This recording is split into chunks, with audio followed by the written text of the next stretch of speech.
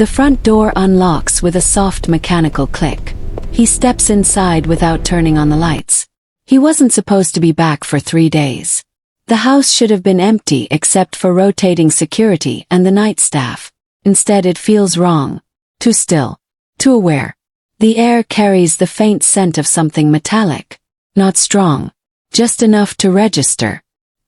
His hand pauses near his jacket where his weapon rests. Upstairs a floorboard creaks. Not settling wood. Deliberate. He doesn't move. From the hallway she appears. The maid. Barefoot. Ill. Not surprised to see him. That's the first thing that unsettles him. She crosses the marble quickly and grips his sleeve with fingers that are colder than they should be. Her voice barely exists when she whispers. Don't make a sound. Crash echoes from the second floor. Glass breaking. Not accidental. Something heavy dragged across hardwood. His instinct is to move toward it. Instead he looks at her. She shakes her head once. Firm. Certain. He has commanded men into gunfire without hesitation. He has cleared buildings himself. This is his house. His territory. And yet he listens to her. He stays still. That is the first shift. His phone vibrates in his pocket. He silences it without checking. Another sound upstairs. A door opening. Low. Measured. Not searching randomly. Someone who knows the layout. Someone who expects him to be gone. She steps closer, lowering her voice further. They're not here for you tonight, she murmurs. Not here for you. The wording lands wrong. A shadow passes across the upper landing, visible against the faint city light filtering through the tall windows. He calculates distances, angles, entry points. His security team should have reported movement. Should have responded already. He glances toward the hallway camera dome. Dark. Fine. That's the second shift. This isn't a random intrusion. This is controlled. A muffled thud upstairs. Then silence. Too clean. He reaches for his weapon. She grips his wrist. Not to stop him. To redirect him. She points toward the service corridor. A blind spot in the main stairwell. A detail only long-term staff would memorize. He studies her face in the darkness. No panic. No confusion. Furious. But layered over something else. Preparation. She knew. Or at least suspected. How long? He whispers. 10 minutes, she answers. Not guessing. Certain. His jaw tightens. 10 minutes inside his house before he stepped through the door. 10 minutes of someone moving freely through rooms he designed. Rooms where contracts were signed. Secrets stored. Power exercised. Ownership fractures quietly when someone walks through it without permission. Upstairs a faint scrape. A drawer being opened. Papers shifting. They aren't stealing electronics. They're searching. Specific. Targeted. He thinks of the study. Of the locked cabinet behind the painting. Of the files he brought home instead of leaving at the office because he trusted his walls more than any building in the city. The maid leans closer. If they hear you, they'll change the plan, she says. He looks at her sharply. What plan? She doesn't answer immediately. That hesitation tells him more than a confession would. Another crash. Louder this time. A body hitting something hard. Then footsteps. Running. Toward the back staircase. He moves now. Quiet. Controlled. She moves with him, not behind him. Beside him. That is the third shift. They reach the base of the back stairs just as a gunshot explodes from above. One shot. Contained. Not spraying. Professional. Plaster dust drifts down like pale snow. His pulse stays steady. He has lived in this rhythm for years. But this time it's different. 'Cause he is reacting. Not commanding. Because someone breached his house and he did not anticipate it. Because the maid standing next to him knew something was wrong before he did. The front gate alarm finally sounds outside. Too late. A vehicle engine revs in the distance. Retreat. Not confrontation. He ascends the stairs 2 at a time. She follows despite his silent signal to stay back. The hallway reeks of gunpowder. His study door is open. One of his guards lies inside. Ill. blood spreading slowly across the Persian rug. Not a warning shot. Message. Files are scattered across the desk. One drawer is missing. Removed entirely. He scans the room. They took something specific. Not everything. Only what mattered. He feels it then. Not fear. Not anger. Displacement. His house is no longer his fortress. His systems failed. His timing failed. And the only person who reacted correctly was the woman paid to remain invisible. He turns to her. How did you know? She looks past him at the fallen guard, then back at the shattered window.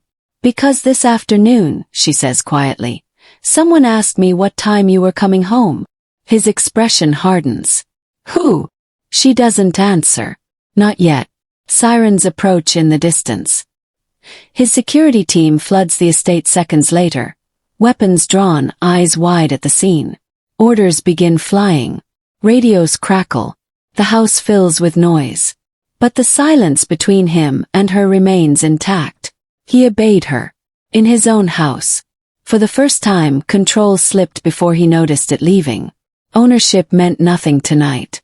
He looks up at the broken window, then back at her. Who is inside my house? He asks under his breath. And more importantly, why did she know before he did? Security radios crackle but no one answers the first call. He demands a status update. Silence. The silence is wrong. Not confusion. Not chaos. Silence that feels intentional. He moves through the hallway, stepping over shattered glass. His men storm the lower level, weapons drawn, boots heavy against marble. Too loud. Too late. The front entrance cameras should have alerted command the moment the gate opened. They didn't. He reaches for the wall monitor panel. Static. Then the feed flickers on. The same 30 seconds loop again. An empty driveway. Wind brushing trees. No vehicle. No breach. He watches the same leaf move twice in identical rhythm. Cameras looped. Not disabled. Manipulated. Someone had access to his system. That realization lands deeper than the gunshot. She steps into the room behind him. He doesn't tell her to leave. She doesn't ask permission to stay. Her eyes move to the monitor and narrow slightly. Not the front, she says quietly. He turns to her. She points toward the East Wing corridor. That camera has a 3-second blind delay after reset. He studies her face. How do you know that? She doesn't answer immediately. Downstairs, another gunshot echoes. His men shout. A body hits the floor. The house vibrates with sudden life. He signals 2 guards forward and moves toward the east corridor. The marble floor reflects broken chandelier light. The air smells like smoke and dust. She walks ahead of him for 2 steps, then stops at the corner. Don't use the main stairwell, she whispers. There's no coverage between the landing and the balcony. He stares at her. That's not common knowledge. That's internal architecture. The kind only security planners and long-term staff would understand. His jaw tightens. When did you notice? He asks. Yesterday, she replies. The camera outside the pantry reset twice without a power fluctuation. Yesterday. She noticed yesterday and said nothing. A guard runs past them, breathless. Sir, back perimeter breached. 2 suspects fleeing. 1 neutralized. Neutralized. Not captured. He doesn't react outwardly. But something shifts inside him. He moves into the study again. The dead guard lies where he fell. Blood darker now. Files scattered. The drawer missing. He crouches beside the body and checks the man's pulse even though he already knows. Cold. His men secure the hallway. He stands slowly. His eyes return to the monitor. The loop continues. Perfectly timed. Pull server logs, he orders. All internal resets. A technician rushes in, pale. Sir, the system was accessed from inside the estate network. Inside. Not hacked externally. Not forced. Someone used authorized routing. He feels it then. Not anger. Calculation. Information equals survival. And someone inside his circle either leaked or allowed access. She steps closer to the desk. Her gaze lingers on the missing drawer slot. They weren't looking for cash, she says softly. He doesn't respond. They went straight to that cabinet. She points to the wall behind the painting. He looks at her sharply. You've never been in this room alone. It's not a question. I clean it every Thursday, she answers evenly. You forget that invisible people see everything. Downstairs another crash. A guard yells. Then silence again. His security chief approaches. Sir, perimeter is sealed. One suspect escaped through the rear garden before response arrived. Before response arrived. He repeats the phrase internally. Too late. Always too late tonight. He turns back to her. You avoided the west hallway when we came in, he says. She nods once. The motion sensor near the sculpture wasn't active. It's never inactive. He processes that. She noticed sensor behavior. Camera resets. Blind delays. Not random observations. Pattern recognition. She discovered the breach before he stepped through the door. And instead of running, she waited. He studies her carefully. Why didn't you call me? She meets his gaze. Because if the system was compromised, I didn't know who was listening. That answer lands. Clean. Logical. Dangerous. His technician interrupts. Sir, access credentials were used at 1942 from the secondary admin panel. That panel is in his private office. Only 3 people have clearance. Himself, his security chief, and his senior lieutenant. The air in the room shifts again. He doesn't look at anyone. Lock down all internal communications, he says. No external transmissions. He steps closer to the window overlooking the rear garden. Red and blue lights flicker beyond the gate. Police will arrive soon. Questions will follow. But this isn't about police. This is about who knew he wouldn't be home. Who knew the study contained something worth risking an assault. And who trusted the system enough to bypass it from within.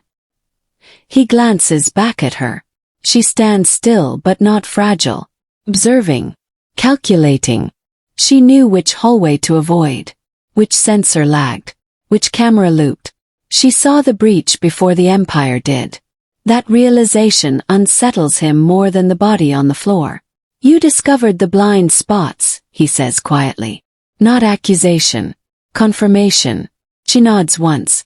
Because someone was mapping them. The security chief stiffens at that. Sir, we should question. He raises a hand. Silence. His eyes remain on her. How did you know which blind spots to avoid tonight? She inhales slowly. For the first time there is hesitation. Not fear. Decision. Choosing what to reveal. Because, she says carefully, I've seen someone testing them before. The words hang in the air. Someone. Not random. Not external. Someone who belongs here. He feels the shift again.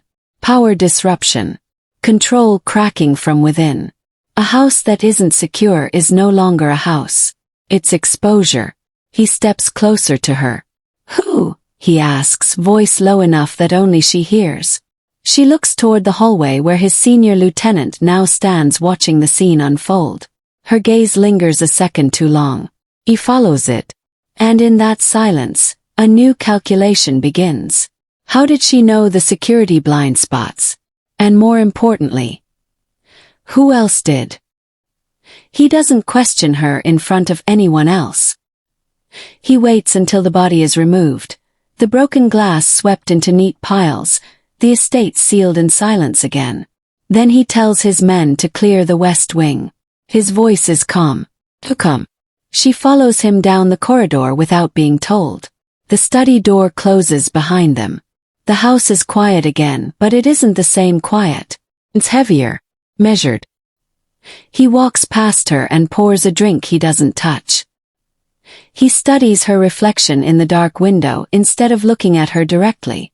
You noticed the blind spots yesterday, he says. And you didn't report it. She folds her hands in front of her. Not defensive. Not submissive. Balanced. I didn't know who to report it to. The answer irritates him. Not because it's wrong. Because it's rational. He turns. You work in my house. Yes.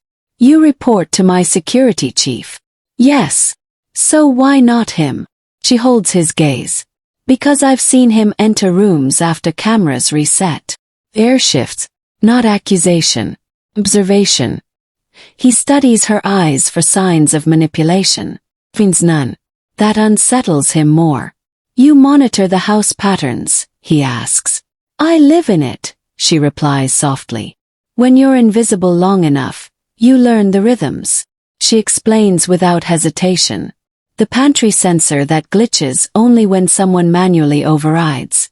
The east corridor light that flickers when the backup system reroutes. The late-night footsteps that don't belong to scheduled patrol rotations. She doesn't dramatize it. She lists details the way someone lists groceries. Factual. He watches her hands as she speaks. No shaking. No rehearsed pauses. She isn't trying to impress him. She's stating data. You were mapping my estate, he says. No, she answers. Someone else was. I just noticed. Silence stretches. He steps closer. You followed that pattern long enough to predict tonight. Yes. Why? She inhales slowly. Because when security fails in a place like this, someone dies. That lands. He studies her face carefully. No fear. Just awareness. Then he notices something else. A faint metallic glint at her waist when she shifts slightly.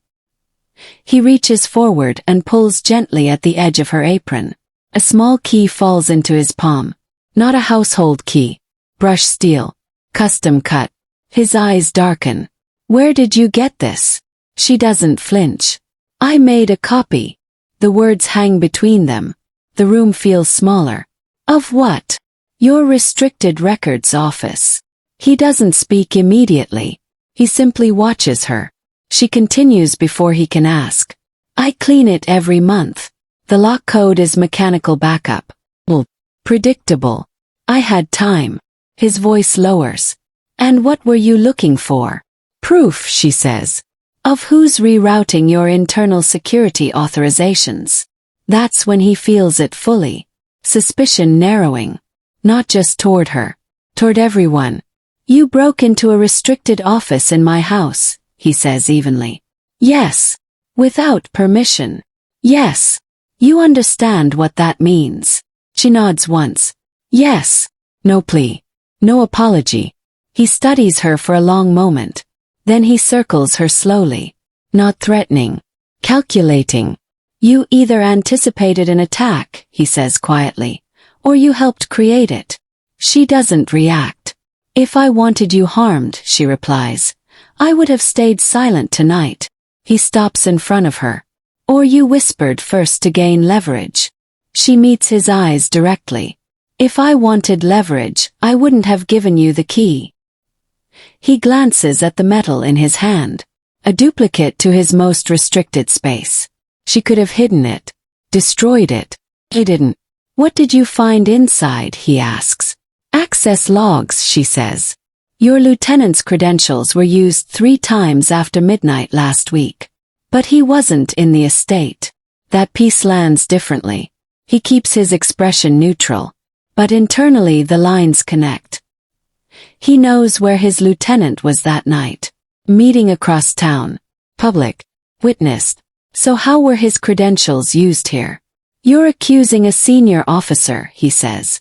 I'm presenting timing inconsistencies, she corrects. Come again. Data. Always data. He steps back toward the desk. Trust narrows further. If she's telling the truth, someone inside is fracturing the foundation. If she's lying, she's dangerously intelligent. Either way, she cannot move freely anymore. He presses a hidden button under the desk. 2 guards enter silently. She remains on the estate, he says without raising his voice. Restricted movement. Escort at all times. Her expression doesn't change. Protection, he adds evenly. She gives a small nod. Of course. The guards step closer, but not aggressively. He watches her carefully. waiting for anger, for betrayal, for fear. None come. Just a slight tightening of her jaw. "You're confining me," she says quietly. "Yes. Because you don't know if I'm loyal." He doesn't answer. She studies him for a second. "Protection begins when trust ends," she murmurs. He feels the sting of recognition. He doesn't ask how she knows that about him. She's been watching more than she cleans. He turns away first. "You will remain here until I determine who breached my house." The guards escort her toward the door. She pauses briefly. "If you're wrong about me," she says softly, "you're isolating the only person who warned you." Then she leaves. The study door closes. He stands alone again. The key still in his palm. Duplicate access. Pattern recognition. Unauthorized logs. Either she is the most subtle infiltrator he's ever encountered, or she's the only one who noticed the rot early. He exhales slowly. Protection begins when trust ends. And tonight trust ended everywhere. Is she loyal or planted? He doesn't sleep. He replays the logs himself. Not summaries. Not reports. Raw footage. Time-stamped entries. Door access. Internal overrides. Backup security panels that were never meant to be touched unless the house was under siege. At 2:14 3 nights ago, a restricted server room was accessed. At 2:16 internal cameras looped for 40 seconds. At 2:17, a secondary financial terminal was activated from inside the estate. He zooms the footage. Grainy dim hallway. A shadow crosses the corridor. Then a clearer frame. Her silhouette. Apron tied at the waist. Moving with purpose. Not lost. Not cleaning. His jaw tightens. He pauses the screen at the security override panel near the west wing. Angle shifts. A hand presses the manual reset latch. Small hand. Familiar ring on the finger. He doesn't need facial recognition. He knows that hand. The room feels colder. He calls for her. She arrives escorted. Calm as before. "You accessed a restricted server room at 2:14 a.m. 3 nights ago," he says without preamble.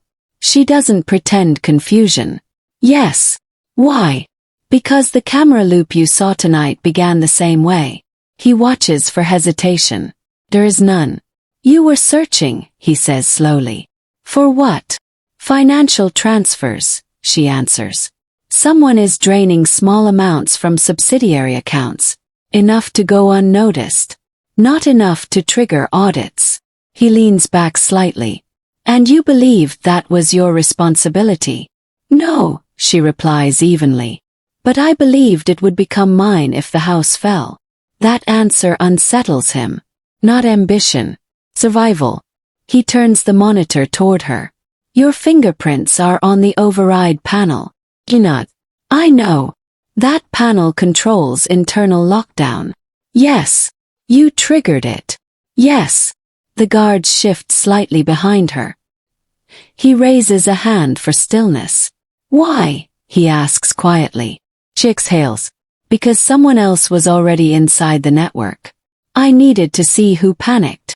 He doesn't blink. "You caused a vulnerability in my system to observe reactions." "Temporary vulnerability," she corrects. 30 seconds. He studies her face. She isn't proud. She isn't defensive. She is clinical. He returns to the financial logs. There it is. Microtransactions routed through shell vendors. All approved under his lieutenant's digital authorization. Consistent. Precise. "You're accusing my operations chief," he says evenly. "I'm stating his credentials appear every time the funds move." Silence tightens around them. He dismisses her for the moment and calls a briefing. His inner circle gathers in the war room. Greens glow. Financial charts flicker. His longtime lieutenant stands at his right as he always has. Loyal for years. Unquestioned. "There are discrepancies," he announces calmly. "Minor. Repeated." No one speaks. He watches faces instead of data. One man avoids his eyes. Not dramatically. Just once. Long enough. He replays the log timestamps aloud. The lieutenant answers smoothly. Explains vendor adjustments. Reallocation of reserve funds. Routine operations. His voice steady. Too steady. Your credentials appear at each transfer, the boss says. Because I authorize movement, the lieutenant replies. That is my job. It's reasonable. Logical. The room waits for the boss to move on. He doesn't. Where were you at 2:14 a.m. 3 nights ago? He asks casually. The lieutenant answers immediately. At the port meeting. With witnesses. Yes. The boss nods slowly. Your credentials were used inside this estate at that exact time. Was. Like. The lieutenant blinks once. Impossible, he says. Unless someone copied my access token. The room shifts. Subtle recalculations. The boss studies him carefully. No panic. Just controlled irritation. The perfect response. Too perfect. Access tokens cannot be duplicated without physical proximity, the boss says quietly. Unless someone inside your office cloned it. The lieutenant's jaw tightens just a fraction. Are you suggesting incompetence? He asks. I'm suggesting infiltration, the boss replies. And incompetence is the softer option. Silence falls hard. He lets it stretch. Watches again. That same man near the end of the table avoids eye contact. Sweat at his temple. But it's not the sweat that catches him. It's the timing. He announces calmly. Effective immediately, all financial authorizations are frozen. Murmurs ripple. And my operations chief is suspended pending internal review. The lieutenant doesn't react outwardly. But his shoulders stiffen. Just slightly. Years of loyalty undone in a sentence. You're making a mistake, the lieutenant says quietly. Possibly, the boss replies. But I'd rather correct a mistake than bury betrayal. Guards step closer. Not aggressively. Just enough. The lieutenant studies him for a long moment.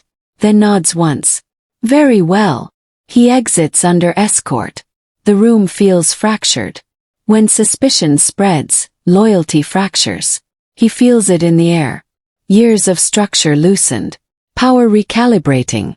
He dismisses the others slowly. As the room clears, he notices something else.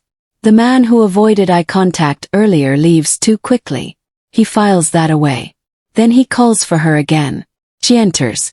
Sees the empty chair where the lieutenant once sat. You suspended him, she says softly. Not a question. Yes. You trust me that much, she asks. He looks at her evenly. I trust patterns, he replies. She studies him. Patterns can be planted. He nods slightly. Which is why you're still confined. Her lips press together briefly. She understands. Suspicion has widened. Not narrowed. He steps closer. If you are manipulating this, he says quietly, you're playing a dangerous game. She meets his gaze steadily. If I were manipulating this, I would have stayed invisible. That lands heavier than he expects. This state feels different now. Not secure. Not stable. Something is rotting from inside. And she either exposed it or created it. He watches her carefully. Who is she really working for? He keeps her confined. Not in a locked room. Just within the estate. Doors watched. Hallways narrowed. Protection disguised as suspicion. He tells himself it's procedure. He tells himself trust must be earned twice in his world. But he replays the moment at the door again and again. The whisper. Don't make a sound. Not panic. Not fear. Urgency. Precision. She didn't run. She didn't hide. She moved toward him. That detail won't leave him. He calls her back into the study. The body of the guard has been removed. The blood cleaned. The house almost looks normal again. Almost. When did you first access the financial logs? He asks without looking at her. She hesitates. Not out of fear. Out of calculation. 3 weeks ago. He turns slowly. 3 weeks. He nods. Small transfers. Layered. Repeating. Always routed through infrastructure contracts. And you didn't report it. I tried. Her voice stays level. Your operations chief dismissed it as automated balancing. He doesn't respond. She continues. I checked the vendors. 2 of them don't exist. Silence expands. Why didn't you come to me directly? He asks. She meets his eyes now. Because I clean your office. I don't interrupt your meetings. That lands deeper than accusation. He gestures for her to continue. She walks to the console and pulls up archive screenshots she stored on a hidden drive. She had copied data. Carefully. Methodically. Transfer patterns. Escalating amounts. The break-in wasn't random chaos. It was targeted. Tonight, she says quietly, the intruders went straight to the server room. He already knows that. They didn't search the vault. They didn't touch cash reserves. They went for logs. He feels something shift internally. You're saying they came for evidence? Yes. Of what? She exhales slowly. Of internal siphoning. Of shadow allocations. Of whoever has been draining your accounts. He stares at the screen. The break-in wasn't targeting him. It was targeting records inside his system. And she had already found the corruption weeks ago. He feels the inversion settle in his chest. She wasn't the liability. She was the witness. You whispered because you knew they weren't after you, he says quietly. I whispered because if you made noise, they would know you were home, she replies. And if they knew you were home, they would escalate. He studies her face carefully. There is no triumph there. Only exhaustion. You could have left, he says. You could have let them take whatever they wanted. And let the person inside your circle erase proof permanently, she asks. No, he turns away. He has built his empire on control, surveillance, preemption. And yet someone inside his own organization has staged an attack within his home to eliminate records. The scale of it unsettles him. This was no longer about trespass. He feels the fracture widen. You risked your life, he says. Yes. Why? She hesitates this time. Because if the house collapses from inside, everyone under it gets buried. Not loyalty. Not affection. Structural awareness. He steps closer. Who did you suspect? She answers without pause. Not just one person. That chills him more than a single name would have. Patterns suggest layered involvement. Someone authorizes. Someone executes. Someone cleans. And my lieutenant, he asks quietly. His credentials were used, she replies carefully. But credentials can be borrowed. He understands what she's saying. A single suspension won't fix this. The attack wasn't about him being eliminated physically. It was about destabilization, financial erosion, controlled chaos. If accounts drain slowly, alliances weaken. If suspicion spreads, loyalty fractures. If the leader looks compromised, rivals circle. Someone inside his empire staged the attack. Not to kill him, to hollow him. He looks at her differently now. The narrative has shifted. She wasn't the intruder. She was the early alarm. And he nearly confined her for it. If this is true, he says slowly, then suspending my lieutenant only alerted the rest. She nods once. Yes.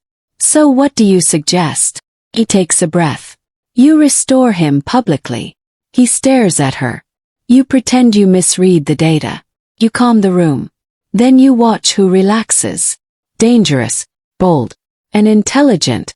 He studies her in silence. Weeks ago she found corruption. Tonight she prevented its erasure. He feels something colder than anger settle into place. Calculation. If you're wrong, he says quietly, you will have destabilized my inner circle for nothing. If I'm right, she replies, it's already destabilized. He considers the scale of betrayal required for an internal breach like this. It isn't petty greed. It's structural sabotage. Someone wants him weakened. Publicly. Financially. Strategically. He turns back to the screens. The estate feels different now. Not invaded. Infected. You will remain confined, he says finally. Her jaw tightens slightly. For your protection, he adds. She doesn't argue. She understands the game has changed. He walks toward the door, then pauses. If this reaches further than I expect, he says quietly, people will die. She holds his gaze. They already have. That silence sits between them. He steps out into the hallway. Guards straighten. Staff avert eyes. The house appears calm again. But beneath it, foundations shift. Someone inside his organization wants him destabilized. And now he has to ask the question he's avoided his entire career.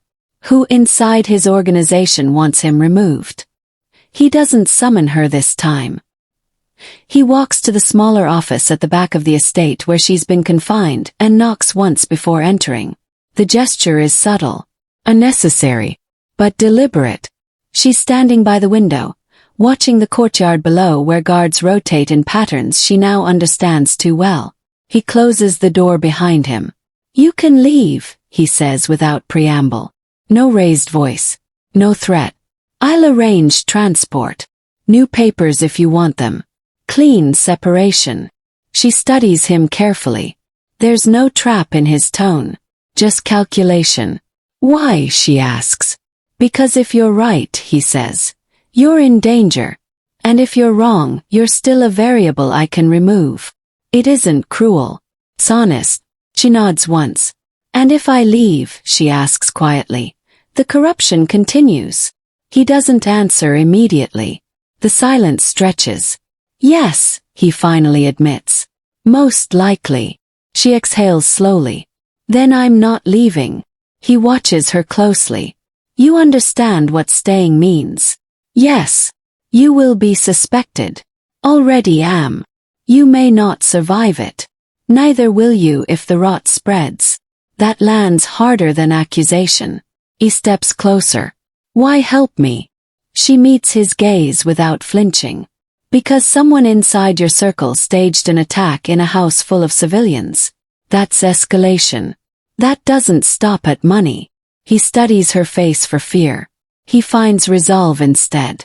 What are you offering? He asks. She reaches into the folder she's been keeping hidden inside a hollowed book. Not dramatic. Not theatrical. Just careful. Inside are printed ledgers. Patterns marked. Timelines mapped.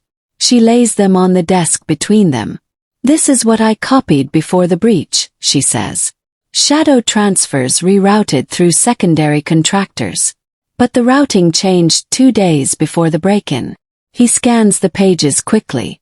Meaning whoever is siphoning funds realized someone was tracking the pattern. They accelerated movement. And you think they planned the attack to erase proof? Yes. He looks up. Names. She shakes her head slightly. Not yet. But I have behavioral flags. Meeting patterns. Shifted security permissions. 2 men increased access hours without corresponding task logs. He leans back in the chair slowly. You've been profiling my executives. I've been profiling risk. Silence again. He considers the scale of what she's proposing. If we do this, he says finally, we do it privately. No digital trail. No staff awareness. She nods once. Agreed. If you betray me, he adds quietly, you won't see it coming. If I wanted to betray you, she replies evenly, I would have left tonight. That stills the room. He studies her for another long moment. Then he does something he has not done with anyone outside blood. He turns the monitor toward her and enters a layered authentication code. Restricted financial files populate the screen. Accounts normally compartmentalized even from senior lieutenants. She doesn't smile. She doesn't react dramatically. She simply leans forward and starts reading. That tells him more than gratitude would. You're giving me direct access, she says softly. Yes. If anyone notices. They won't, he cuts in. The access key is mine. Irreversible. He understands that. If the wrong man traces system logs, it will show his authorization, not hers. He's staking authority on this decision. Trust built under threat is never clean. He feels that truth settle in his chest. This isn't loyalty. It's strategic alignment born from shared danger. We do this in phases, he says quietly. First, we restore my suspended lieutenant publicly. Stability. Then we monitor financial deviations for overcorrection. She nods, already scanning timestamps. And we create a false vulnerability, she adds. He raises an eyebrow. Leak a small, controlled weakness. Watch who moves toward it. He almost smiles. Almost. You're suggesting bait. Yes. He walks around the desk, standing beside her now rather than across from her. The proximity shifts something subtle but undeniable. If this fails, he says quietly, you become the easiest scapegoat. I know. You could disappear now and avoid that.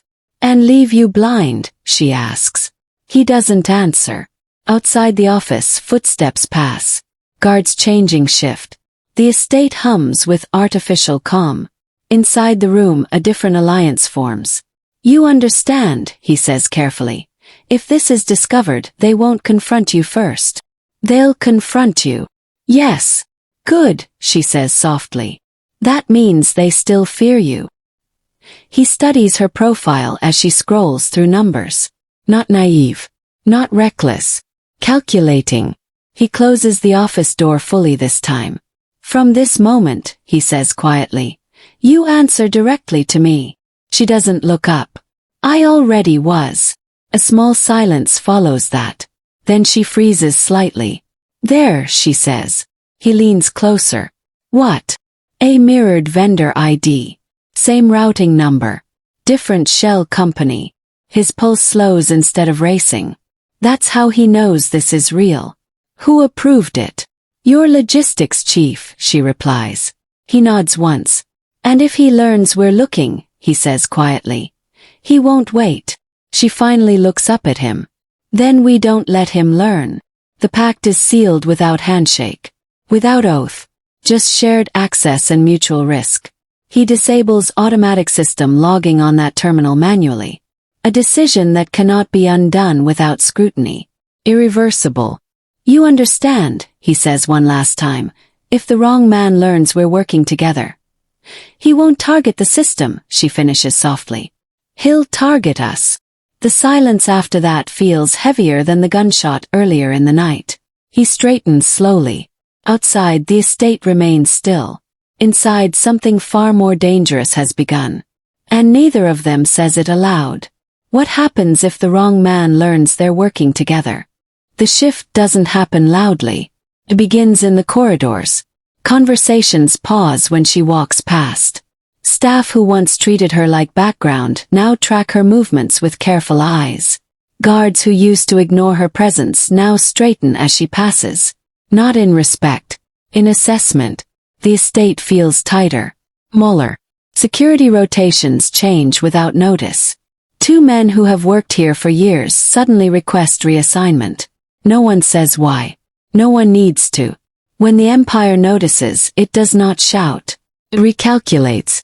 She feels it in the way doors close a second too fast. In the way the logistics chief no longer meets her gaze. In the way the suspended lieutenant, recently reinstated for optics, watches her from across the briefing room with something colder than suspicion. He watches like a man measuring consequences. The first confrontation isn't private. It happens in the main strategy chamber during a financial review. Senior advisors sit along the polished table. Greens glow. Figures scroll. She stands beside him, not at the table but not behind it either. That alone is disruption. A senior advisor clears his throat. With respect, he says evenly. Why is household staff present during restricted financial discussion? The room stills. It's framed politely. It is not polite. She doesn't answer. She doesn't defend herself. She lets him decide. He leans back slowly in his chair, fingers steepled. She's here because I asked her to be, he says calmly. The advisor nods once. Understood. But access protocol is mine, he interrupts softly. No raised voice. Just finality. A second advisor shifts in his seat. We all understand loyalty, the man says carefully. But perception matters. There it is. Perception. Translation, weakness. He feels the tension sharpen. He could deflect. He could dismiss. Instead, he does something less strategic. She reports directly to me, he says clearly. On all financial oversight moving forward. The room changes temperature. It is no longer about numbers. It is about proximity. She senses it instantly. The advisors exchange brief, coded glances. The reinstated lieutenant's jaw tightens. That creates complications, the advisor says carefully.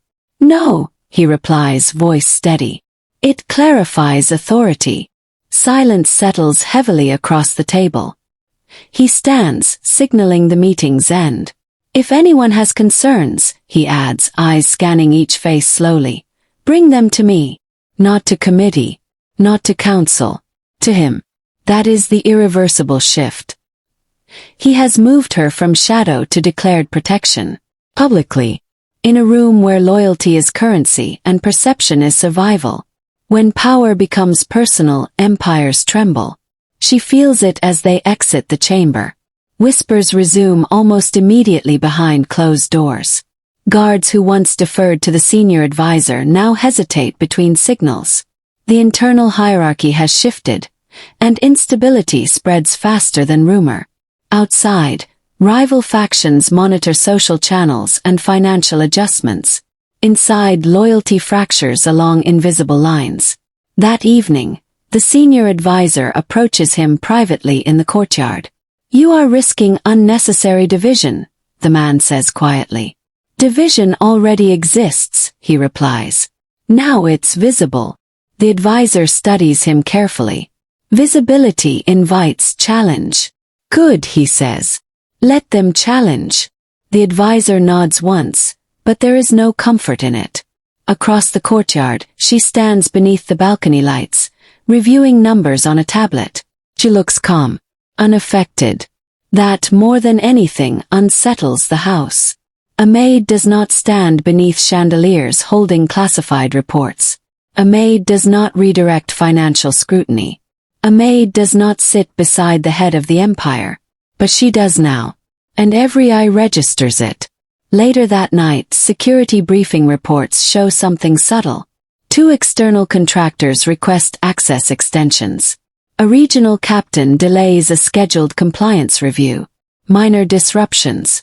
But aligned with the day's declaration. Someone is testing boundaries. He stands alone in his office reviewing the pattern. He knows what they are thinking. He knows what they suspect. That he has grown sentimental. That he has misplaced objectivity. That proximity has blurred judgment. He could undo it tomorrow. Quietly reposition her. Reassign authority. Restore the previous balance. He doesn't. Instead, he calls for a formal memo to circulate internally. Effective immediately, the statement reads. All financial oversight operations will be reviewed by a newly established advisory branch reporting directly to the head. No mention of her name. But everyone understands. Structural now. Permanent. She is no longer anomaly. She is embedded. That is when the real shift happens. The reinstated lieutenant does not attend the next meeting. An absence more powerful than protest. By midnight, encrypted communication spikes across internal channels. Movement without noise. Adjustment without announcement. She senses it too. They won't confront you directly, she says quietly when they stand alone in the hallway. No, he replies. They'll reposition. Then this wasn't strength, she says softly. He studies her face. Strength, he answers slowly, is surviving the repositioning. But as he watches the estate settle into uneasy quiet, a single question presses heavier than the rest. Was that declaration strength, or weakness? The explosion hits before midnight. Not inside the house. Close enough. The garage doors rattle. Concrete dust falls from the ceiling in fine, choking clouds. Car alarms scream across the lower courtyard.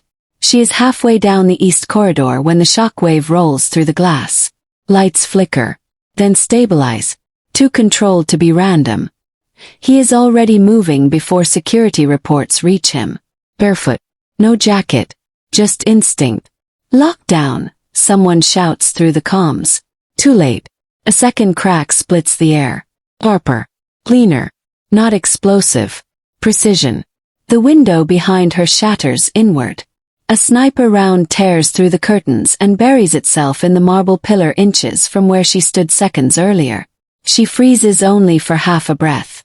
Then he pulls her down hard against the floor. Glass rains across the corridor like ice. His hand presses the back of her head to the ground. Stay down. Not a command. Reflex. Guards flood the hallway. Shouting. Movement.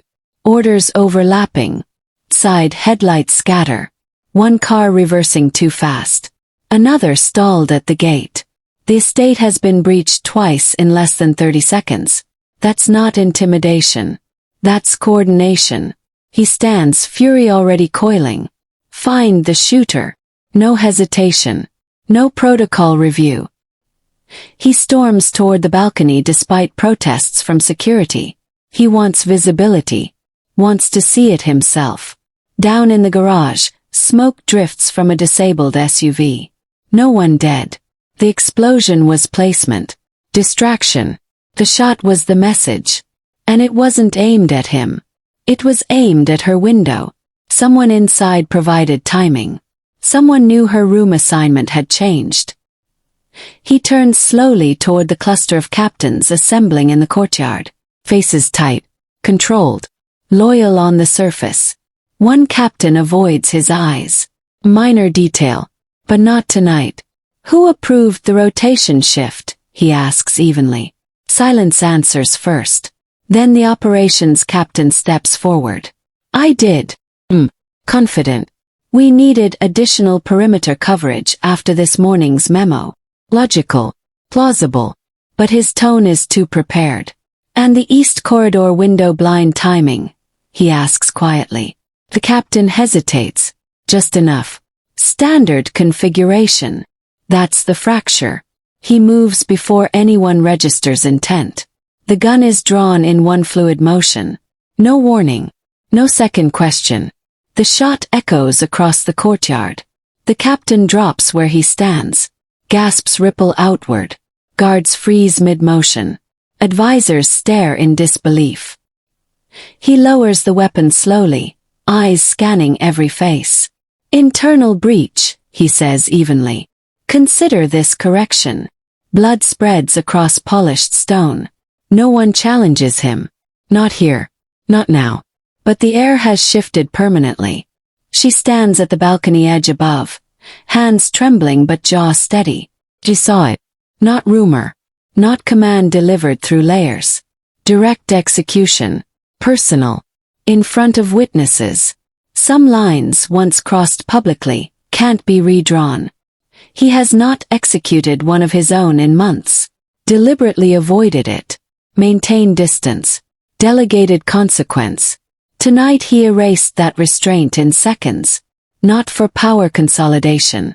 Not for strategic optics. For her. The estate doesn't erupt into chaos. Tightens. Orders become clipped. Movement sharper. The remaining captains exchange silent recalculations. If he will shoot a senior captain without tribunal, what else will he bypass? Authority reinforced. Stability fractured. Both at once. She descends the staircase slowly after the courtyard clears. He hasn't moved. He stands near the body, expression unreadable. You didn't have proof, she says quietly. He doesn't look at her. I had pattern. Pattern isn't certainty. Now he turns. Eyes darker than she has ever seen them. Certainty gets you killed. The medics remove the body. Blood is washed away. The marble will look untouched by morning. But the witnesses will not forget. Across the estate, encrypted messages surge. External factions monitoring internal fractures. Political allies observing volatility. When leadership kills impulsively, markets react. and rivals test boundaries. Within the hour, 2 regional captains request emergency clarification meetings. One political partner delays a scheduled public appearance. Quiet signals. Subtle, but aligned. He has reasserted dominance. And destabilized predictability. She knows it too. They'll say you lost control, she says carefully. Let them, he answers. Fear stabilizes faster than doubt. But doubt lingers anyway. Not in his posture. In the room. In the guards who now salute more rigidly. In the advisors who speak less freely. In the silence that follows him through corridors.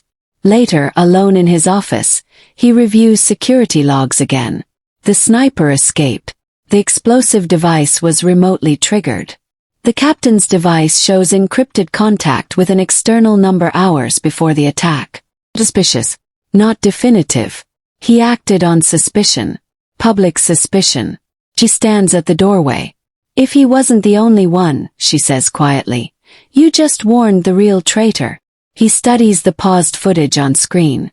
The captain's brief hesitation. The microsecond that felt wrong. Then they'll move faster, he replies. Good. But even as he says it, he understands the cost. Authority sustained by fear corrodes from within. Loyalty maintained through shock fractures under pressure. He crossed a line he had carefully avoided. Not because strategy demanded it. Because instinct did. Because she was targeted.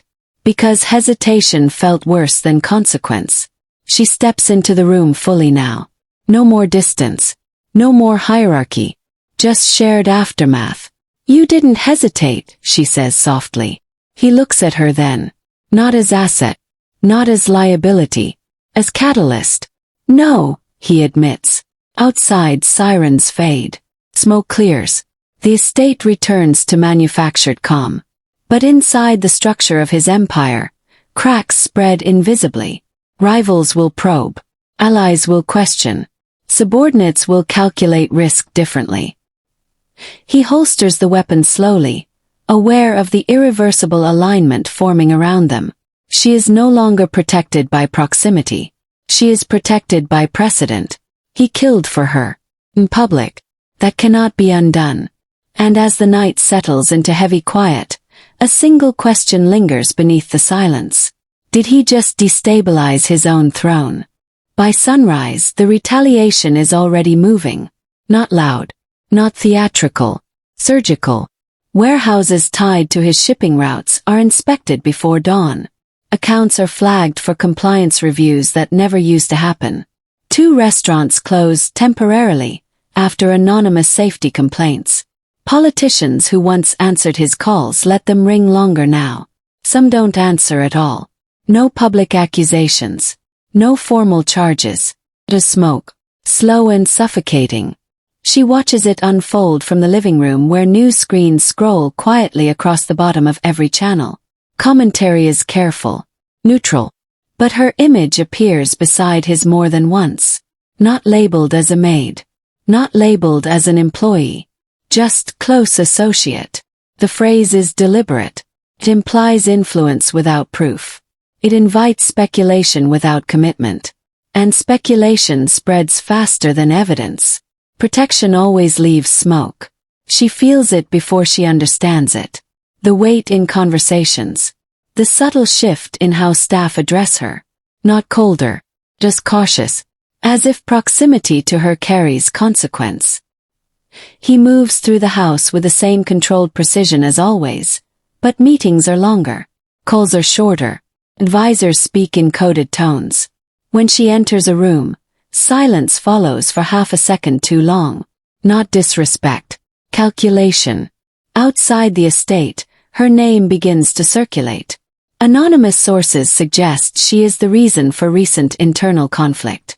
Others imply she is a strategic asset. Neither version is safe. Her brother calls once. His voice is tight. Someone came by the apartment, he says quietly.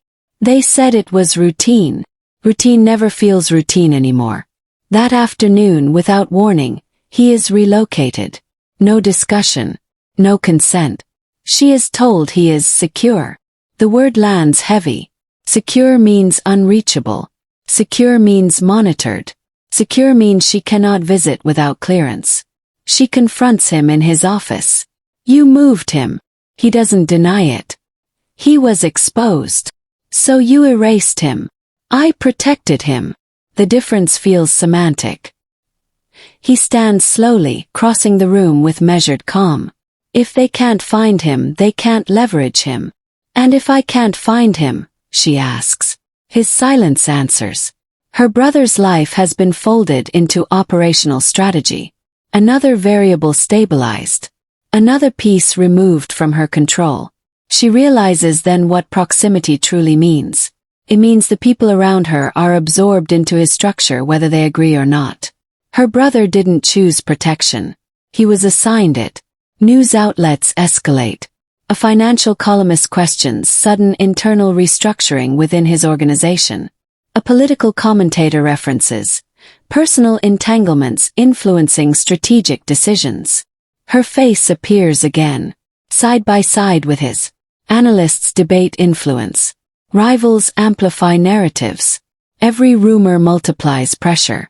She tries to step outside the estate once. Just to walk. Just to breathe. 2 security vehicles trail her within minutes.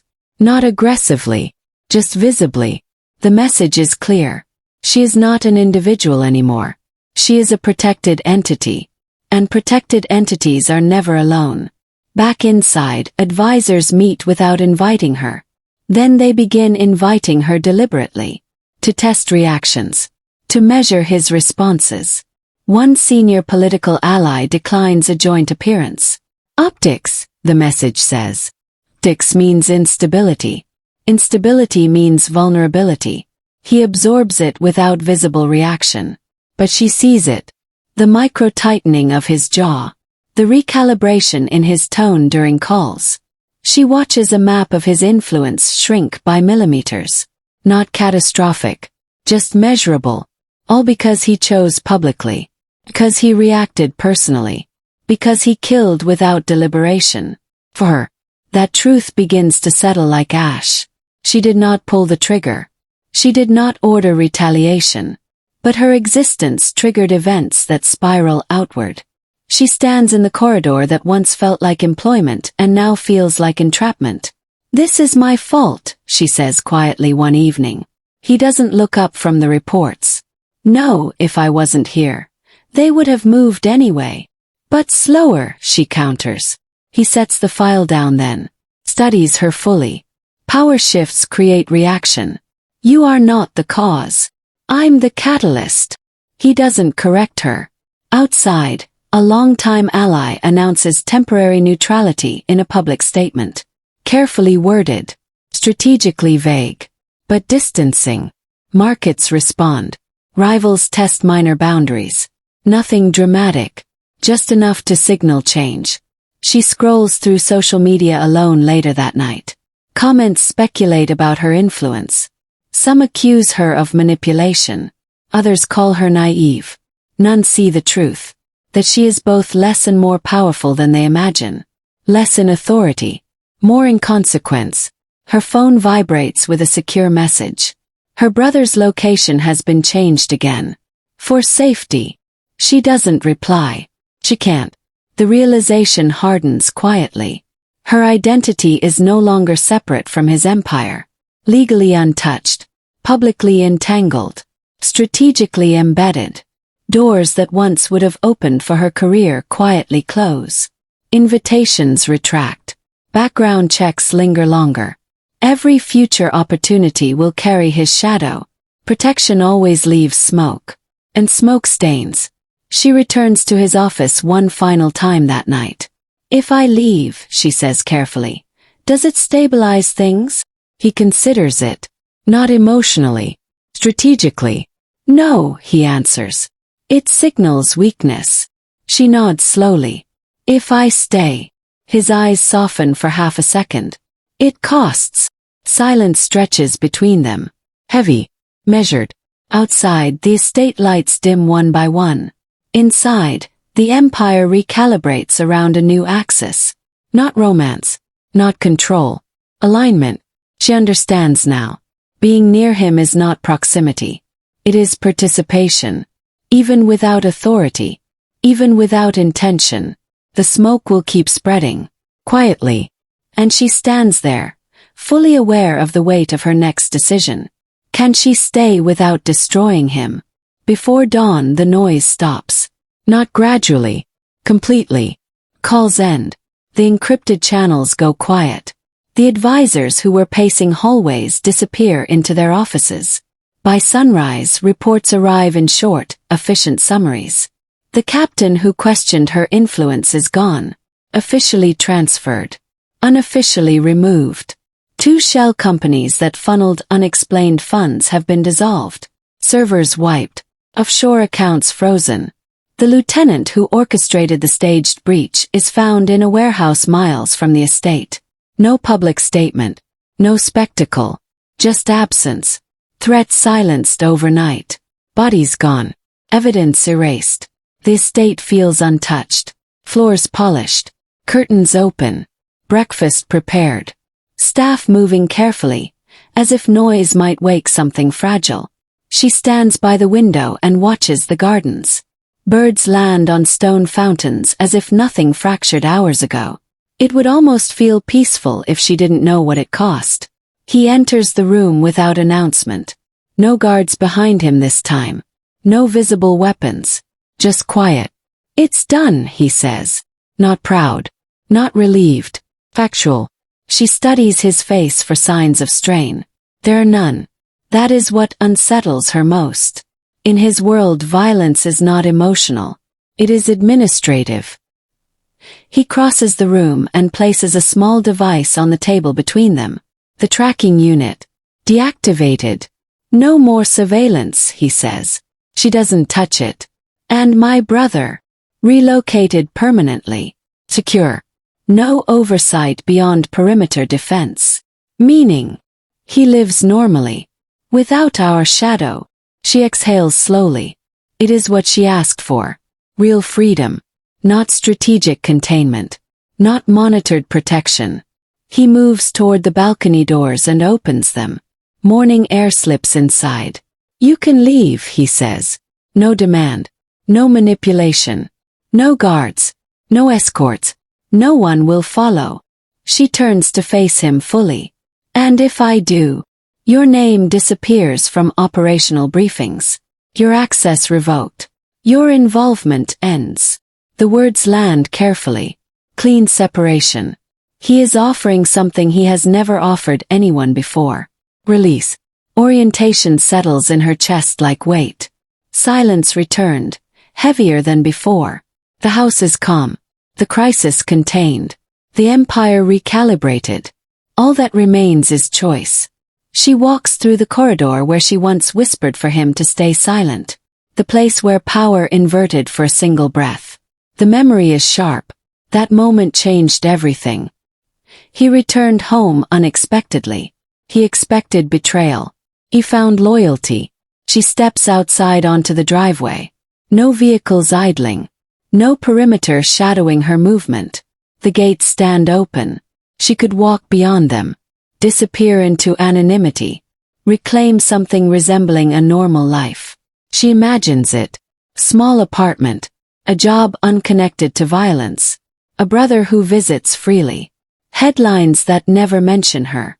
But she also imagines what happens inside these walls if she leaves. The advisors who interpret departure as weakness. The factions who test limits again. The instability that follows perceived emotional fracture. In his world, absence communicates more loudly than presence. She turns back toward the house. He hasn't moved. Watching. Not commanding. Waiting.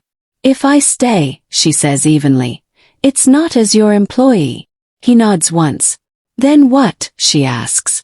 He studies her as if recalculating an equation. As someone whose voice carries weight. Not decorative. Not hidden. Integrated. The offer is not romantic. It is structural. She considers the cost. Doors that will never open again. A life forever linked to his name. Protection that suffocates as often as it shields. But she also considers influence.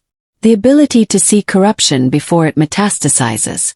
The chance to prevent the kind of betrayal that nearly fractured everything. She steps back across the threshold. The gates close slowly behind her. The sound is final. He does not smile. He does not celebrate. He simply reaches into his jacket and removes a folder. "There's a press briefing at noon," he says. "I will formalize the structure." "What structure?" she asks quietly. "Oversight." The word is deliberate. Not ownership. Not possession. Oversight. By midday, cameras gather at the estate entrance. Political figures stand in controlled formation. Analysts speculate about stabilization. He steps forward first. Speaks briefly about internal restructuring. Transparency. Loyalty. Then he gestures for her to join him. There is a flicker in the crowd. Surprise recalculating into narrative. "Effective immediately," he announces calmly. "She will serve as my appointed compliance director." Murmurs ripple outward. Official record. Permanent association. Not hidden. Not ambiguous. Binding. He does not touch her. Does not frame it as affection. It is strategic acknowledgement. She stands beside him, posture steady. The microphones capture her name clearly. The cameras lock focus. Somewhere rivals adjust strategy. Somewhere, allies reconsider alignment. The empire absorbs her publicly. Final irreversible act. By evening, the estate is quiet again. Advisors adapt. Staff recalibrate. The hierarchy reshapes around a new axis. She walks once more past the hallway where she first grabbed his sleeve. The place where whispers shifted power. He joins her there without speaking. The house breathes in long, steady silence. He returned home unexpectedly. He expected betrayal. He found loyalty. But loyalty in his world isn't gentle. It binds. She understands that now. Protection is not softness. It is structure. Influence is not romance. It is weight. She looks at him not as employer. Not as savior, not as captor, as something far more dangerous, an equal in consequence. Outside, the city hums, unaware of the quiet realignment inside these walls. The gates remain closed. The cameras remain steady. The air settles. And in his house, whispers change empires.